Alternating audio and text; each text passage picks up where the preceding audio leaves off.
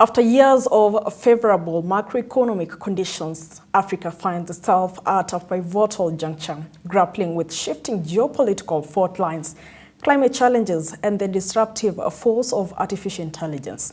Against this backdrop, the 11th Annual Africa CEO Forum, slated for May 16th and 17th in Kigali, Rwanda, presents a critical opportunity for the continent to shape its future trajectory. The forum will delve into 4 key transformative agendas aimed at addressing pressing issues and charting a course towards sustainable growth and prosperity for Africa. And for the second time, Rwanda is hosting the Africa CEO Forum, spearheaded by the Rwanda Development Board, after hosting one in 2019. Welcome to this episode of Doing Business in Rwanda. And speaking of business, today we bring you insights about the largest gathering of business minds in Africa as they convene for Africa CEO Forum this week in Kigali.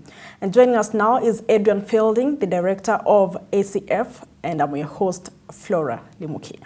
So this year, the agenda is really focused and influenced by external dynamics. So following 2 decades of global growth, as everyone will have noticed, geopolitical fault lines globally have deepened really rapidly. Climate change and AI disruptions are being felt daily by communities and businesses everywhere. But amid this basically shift in the paradigm, Africa really stands at a crossroads, and that's our main theme this year, that there is a true question: is will African nations unite and claim a place at the decision-making table, or will the continent be on the menu in an increasingly sort of vicious competition for capital, primary and human resources? So that's the theme of this year, and we really hope to bring together the private sector and public sector decision makers to decide how they can align and harmonize their narratives, harmonize their action plan for charting a new future for Africa. And we intend to do that through sort of 4 key agendas where we believe the battle will be won or lost.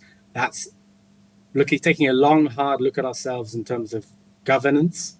That's corporate and political governance and a renewal. Then waking up to the technological shifts, and that's necessary yesterday. Waking up to the shift that technology will have on the continent and being at the forefront. Thirdly, it'll be now truly a push to truly integrate further. The political players can only do so much. We really need sort of African integrated businesses, regional players and African champions to compel intra-African trade.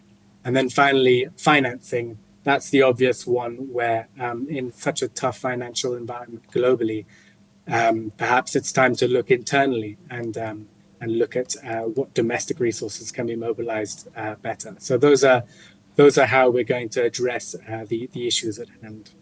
And of course, these conversations come at the backdrop of the outcome of the previous Africa CEO Forum that was held. Perhaps you could talk to us a little bit about the outcomes of the last Africa CEO Forum and what progress has been made in terms of what was then discussed at the end of that forum.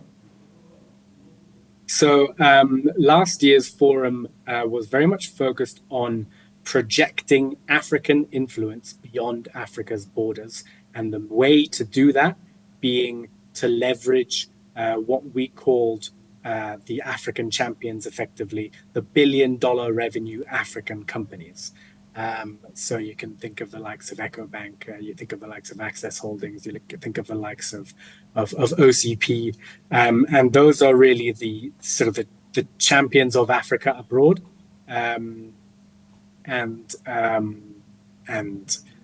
We believe they're important, basically, to convey the African business narrative beyond Africa's borders. What the impact has been of that, I actually think that Africa's representation at international events such as COP28 was fairly large. I think there's a long, long way to go. But the African private sector had its largest delegation at COP28 ever. and that's something we want to build on. It's already great progress, but just being in the room doesn't do the job. We need them to be heard as well. Yeah, and when we look at the last few years or the last 1 year specifically, there has been a lot going on within the African countries, including the geopolitical pressures and also the weakening shilling in different parts of different countries in Africa. Therefore, how is this forum a position to reinstate the confidence for investors who want to put in their money in Africa? Well, we pride ourselves on the fact that we are the Africa CEO Forum, and truly what we do is we convene Africa's captains of industry. There's true African corporate excellence. All, like every single one of our 2,000 participants is someone worth knowing, and of them, there's 1,000 CEOs of genuine executive heads of corporate entities. And so we have only had very positive feedback, and lots of deals sprung out of foreign organizations which come to the Africa CEO Forum, foreign financiers or strategic investors or multinationals who find partners at the Africa CEO Forum because there's so many to choose from.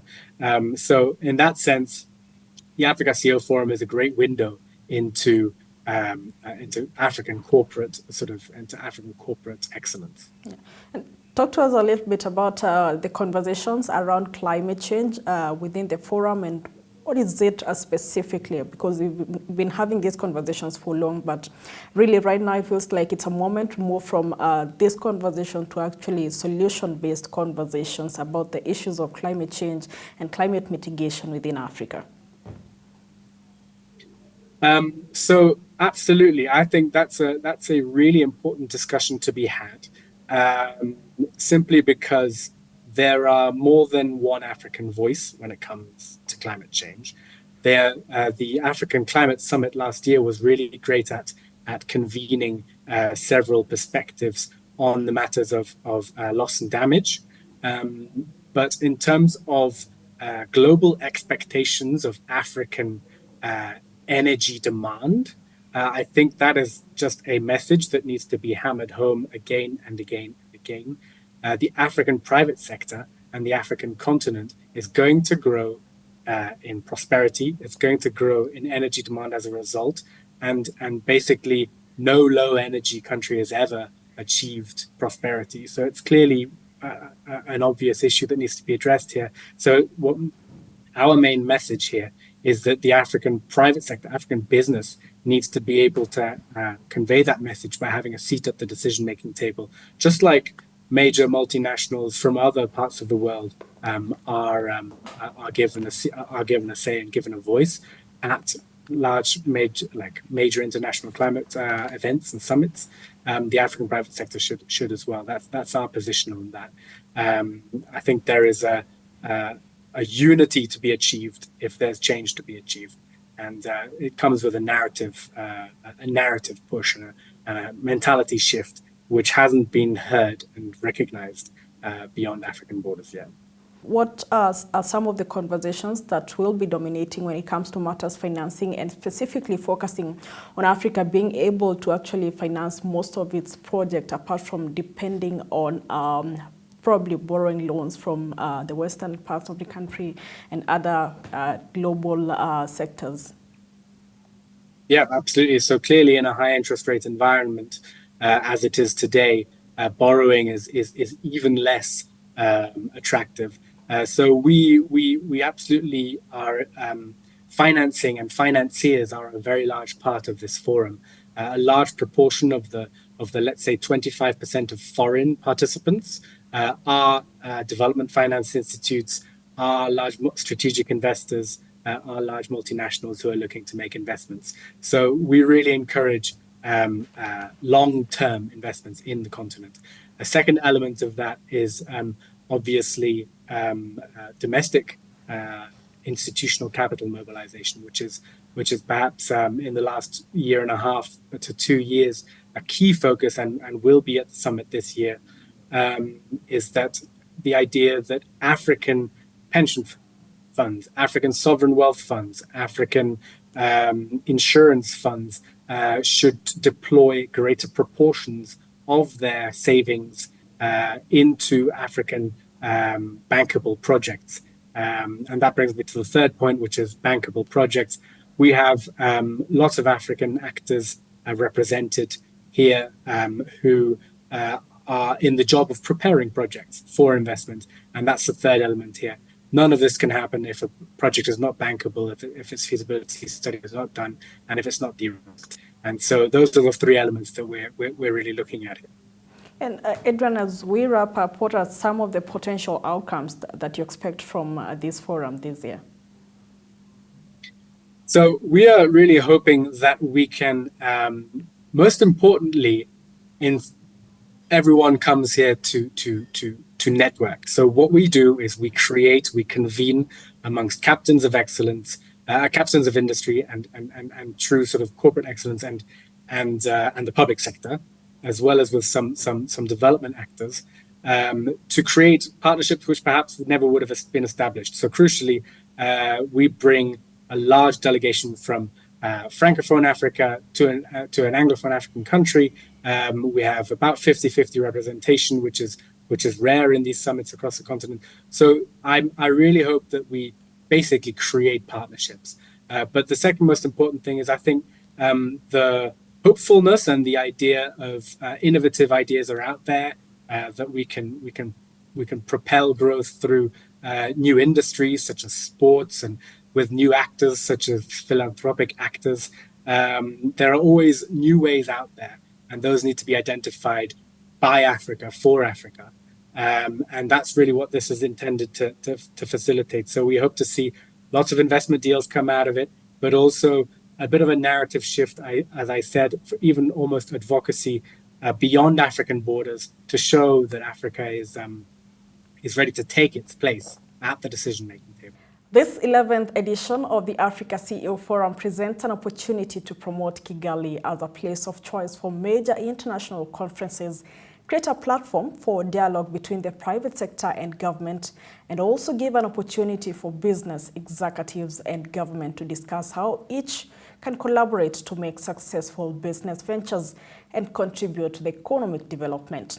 So mark your calendars. On May 16th and 17th, the Africa CEO Forum convenes for its 11th annual summit, bringing together 2,000 business leaders, CEOs, investors, head of states, and ministers. Stay tuned on CNBC Africa as we provide live coverage from the event. Goodbye for now.